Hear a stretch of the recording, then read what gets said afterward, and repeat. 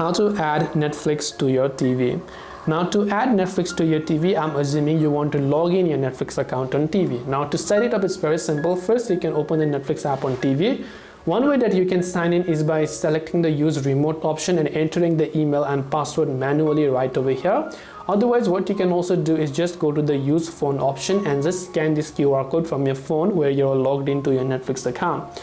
So just open any QR code scanner. Most of the Android phone or iPhones these days automatically already have a QR code scanner built in. So just select that and simply select this open option. Once you've done that, just verify with your login by using your profile details. Then as soon as you've done that, it will give you a pop-up that says to sign in, please confirm the code on your TV. So just make sure that this is the exact code you see on your TV, where you can tap on the sign into TV option, and as you've done that, you have successfully added the Netflix account to your Netflix app on TV.